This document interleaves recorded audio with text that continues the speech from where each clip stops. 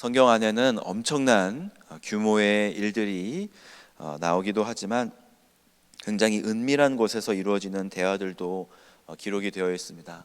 아무도 알지 못하는 그런 내용의 일들도 굉장히 투명하게 기록이 된 것을 보면 하나님은 우리의 모든 일거수일투족을 알고 계시며 우리의 마음도 알고 계신 것을 다시금 생각하게 됩니다.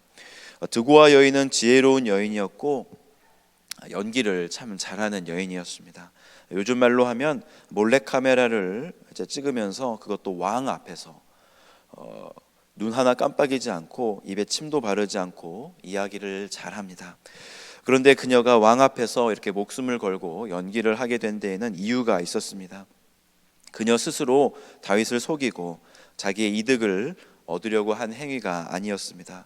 요압이라고 하는 한 나라의 군대 장관이 와서 자신을 부릅니다. 발이 있으면 자기가 직접 오면 될 텐데 자기가 와서 말하지 않고 바쁜 사람을 오라고 해서 연기를 하라고 하는 것이었죠. 진리를 말하라고 해도 모자랄 판인데 이러이러하게 상복을 입고 연기를 하라는 것입니다. 그녀에게는 그 명령을 거절할 힘이 없었습니다. 성경에는 나와 있지 않았지만 어느 정도의 보상이 있었으리라고는 생각을 할 수 있습니다. 하지만 요압이 하라고 하는 이 일은 하나님의 나라를 위한 것도 아니었고 나라를 위한 것도 아니었고 다윗을 위한 것도 아니었으며 요압만을 위한 것이었습니다. 나중에 시간이 지나고 보니까 이거는 요압을 위한 일도 아니었습니다. 압살롬을 다시 데리고 온다는 것이 하나님의 뜻이었을까요? 그 이후에 일어나는 아름답지 않은 일을 우리는 봅니다. 나라가 어지러워지고 다윗은 도망을 가고 압살롬은 죽임을 당하고 악한 일들이 예루살렘 성에서 일어납니다. 그녀가 지혜로운 여인이었다면 이런 일은 하지 않고 싶었을 것입니다. 하지만 그녀에게 목숨이 두 개 있는 것도 아니었고 어찌 목숨을 걸고 요압의 말에 거절을 할 수 있겠습니까? 사실 요압이 이 일을 추진한 목적 자체는 귀한 것이었습니다. 만약 요압이 한 5살쯤 되고 순수한 마음으로 삼촌 다윗을 위해서 사촌 동생 압살롬을 데리고 오는 거였다면 그 누구도 요압에게 뭐라고 하진 않았을 것입니다.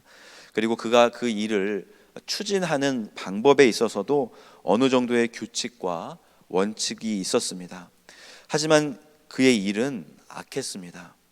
결과가 너무 참혹하고 나빠서 결과론적으로 이 일은 악한 일이었다라고 말해도 충분하겠지만 그가 이 일을 행했던 것은 하나님의 뜻을 이루고자 함이 아닌 자신의 뜻을 이루고자 하였기에 이 일은 악했던 것입니다. 요압은 자기의 계획을 진행하고 한 여인을 이용하여 왕을 움직이고 하는 모든 일에 있어서 자기의 생각만을 따릅니다. 그 이후의 일이 어떻게 될는지는 관심이 없습니다. 요압과 같은 인물이 성경에 또 나옵니다. 요나답이라는 인물인데요, 어제 본문에 나왔던 인물이기도 합니다. 요나답은 다윗의 셋째 형 시므아의 아들이기도 했는데요, 요나답은 사촌 동생 암논의 고민을 듣고 그에 맞는 방법을 말해줍니다. 물론 하나님의 뜻이 아닌 간교한 자기의 생각을 말해주었죠. 그런데 그것은 암논이 잘 되기를 바라서 그런 마음에서 조언해준 진심이 아니었습니다.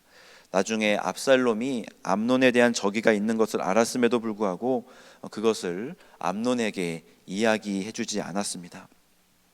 무슨 이유였는지는 모르겠습니다. 암논이 실세가 될지 압살롬이 실세가 될지 중간에서 요리조리 눈치를 살피며 줄을 탔을 수도 있고, 암논이 마치 첫째 아들이기에 자기가 왕의 후계자인 것 마냥 목이 뻣뻣해서 삼촌도 무시하고 아나무인으로 지내서 그랬는지는 모르겠지만 그는 암논이 힘이 있고 권세가 있을 때는 그의 곁에서 달콤한 말만 해주었습니다. 그러면서 그가 정작 위험에 처했을 때는 시치미를 떼고 그냥 가만히 있었죠. 암논이 죽었을 때 그는 슬퍼하지 않았습니다. 다윗에게 가서 암논만 죽었을 것이라고 이야기해주면서 상심하지 말라고 합니다. 또 다른 왕자들이 이제 궁으로 들어오는 것을 볼 때 그의 관심은 오로지 자기 자신이었습니다.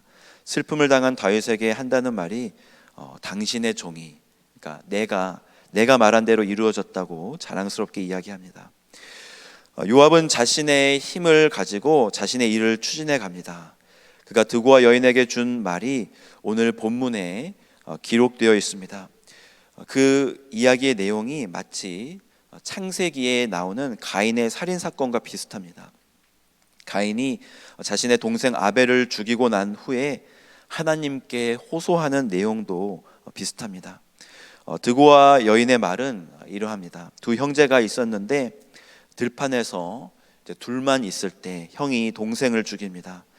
그런데 살인자를 내놓으라고 사람들이 쳐들어옵니다. 이 아들마저 죽으면 내 남편의 이름과 씨가 세상에 남겨지지 않게 된다고 한 것이죠. 그리고 다윗이 그녀에게 긍휼의 마음으로 호의를 베풀자 그녀는 이 죄를 자기와 자기의 아버지 집으로 돌릴 것이라고 말하고 또 덧붙이기를 원수 갚는 자가 더 죽이지 못하게 하라고 말합니다. 겉으로 들으면 그럴싸한 말입니다. 물론 속이기로 작정한 그런 지어낸 말이었기에 아들을 그리워하는 다윗이 홀라당 넘어가는 것은 너무나 당연하였지요. 그런데 이 이야기의 내용, 그 뼈는 정의도 아니고요, 용서도 아니고 사랑도 아닙니다. 그 내용을 자세히 한번 보기를 원합니다. 창세기에서는 죄를 지은 가인이 하나님께 직접 호소를 합니다. 그리고 그 호소를 듣고 긍휼을 베푸신 분은 사람이 아니라 하나님이셨습니다. 가인이 하나님 앞에서 온전한 회개를 하였는지는 잘 모르겠지만 가인의 어머니 하와가 대신 하나님께 용서를 빈 것이 아니었죠. 그리고 드고와 여인은 씨를 세상에 남겨두기 위해서 자신의 아들을 살려달라고 합니다. 이해는 충분히 됩니다. 하지만 씨를 남기기 위해서 죄를 없이 하는 것은 그냥 하나님의 용서가 아닙니다. 또한 드고와 여인은 이 일이 율법에 반하는 것을 알고 있었음에도 불구하고 자신에게 죄를 돌리라고 그렇게 말을 하는데요, 죄를 돌릴지 말지는 오직 하나님께만 있는 것입니다. 그리고 그녀가 마지막에 했던 말 기억하십니까? 원수 갚는 자가 더 죽이지 못하게 하라. 이 말은 심각한 악입니다. 언뜻 들으면 명언처럼 들립니다. 원수 갚는 자가 더 죽이지 못하게 하라. 하지만 이 원수 갚는 자가 누구입니까? 그것은 율법이고 하나님의 말씀인 것이죠. 죄의 삭은 사망이라고 하나님이 말씀하셨습니다. 그 열매를 먹으면 정령 죽으리라, 반드시 죽으리라 말씀하셨는데 그 하나님의 말씀이 원수 갚는 자라고 이렇게 돌려서 말하면서 율법이 자신의 아들을 죽인다고 호소하는 것입니다. 다윗을 위로하겠다는 그 마음은 고상하지만 그렇다고 하나님의 말씀을 덮어놓고 무시하고 마음대로 용서하고 구원과 영생을 자기 마음대로 허락할 수는 없는 것입니다. 이것을 사주하고 또 이것을 이용하고 이것을 허락하는 모든 행위가 하나님 보시기에 악한 것이었죠. 십자가 없이 죄의 용서는 없습니다. 예수 그리스도의 피 흘림 없이는 그 어떤 것으로도 용서받을 수 없습니다. 불쌍해도 안 됩니다. 씨를 남기든지 못 남기든지 안 됩니다.